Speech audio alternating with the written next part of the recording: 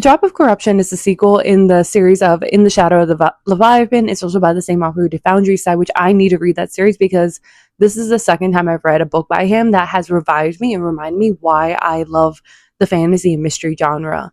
This series is so uniquely new, such a unique take on these genres and its tropes that like it reminds me why I love to read, because over the last couple of years, a handful of books, well, the majority of the books I've read felt so copy paste of one another that like they feel like you could have an AI spit out those stories. Whereas with this, I don't think an AI could have ever spit out the stories. The magic system, the world, the way that the story is set up is so uniquely its own. It's a brand new take on these two genres that it makes it exceptional.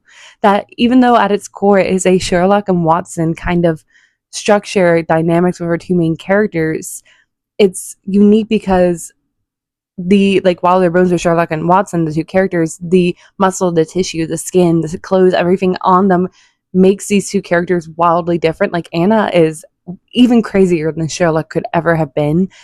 But then like you're mixing in fantasy with mystery. So then you're having this like genre bending and it's done in such an exceptional way that it feels natural. Of course, like I just like that it's different than everything else, but yet at the same time they're taking core aspects of like the genres and tropes. So like for example in the sequel we see like a kingdom and a king and court politics and like interkilling amongst the royals, which is so typical in a high fantasy story, but yet is fit within this mystery story, like detective story. So it feels unique and different, and it's unique and different also because the world is. And like I've had a different video last year where I went a little bit more into the magic system where like they're augmented. So like our main character Den has like perfect memory. So like if he smells certain scents, he could like verbatim say exactly what a person said, smelled, acted, every detail like it's a movie. He can repeat back. We had another character in this book where like they have heightened senses where like their smell, eyesight, and hearing is exceptional. Where like that person could be like 20 years away and be like, I heard what you just said. So the magic system is unique.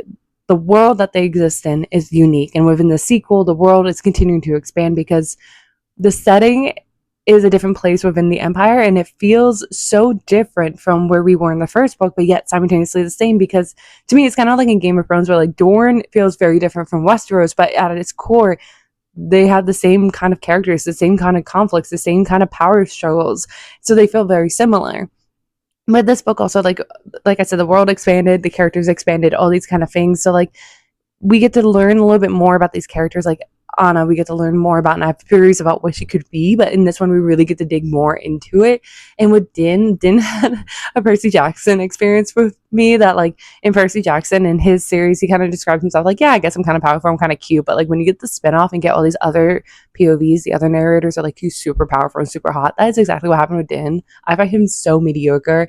Like he was an enjoyable character, I really liked him, but I found him as a person that like the moment you walked away, you might forget about him. But in this one, people were like literally going like, "Oh, look, it's the pretty boy." I'm like, "What? When did this happen?" I loved it. So it's fun. Like it's such a good series. Like I'm rambling because I don't know how to put into words how exceptional this series and how underrated it is. Like my Goodreads review was so long, just going into why this is exceptional. But like I cannot recommend this series enough. Like if you're a fan of fantasy, if you're a fan of mystery, like this story should be more popular. It should be a pillar of what books should be doing. Like, if you're writing books, you should be writing to tell something new, not repeating something that's already kind of happened. Like, while it's good to have the familiar, which the story has the familiar, what are you bringing to the table? What's the new thing you're bringing? Not regurgitating what has already happened before without taking a new twist on it. And this author does. That's what's unique about him. It's the same like Game of Thrones was unique. While he hit on a lot of things that we've seen in history and other fantasy books, his take on it was different, that it brought something new. Same with Dune. It was familiar, but yet it had a new twist where then it felt wildly different from all of its others within its genre. And that's what's happening here. So like I don't know what else to say, but like read it, please. I highly recommend this series. It's just exceptional. Just go check it out.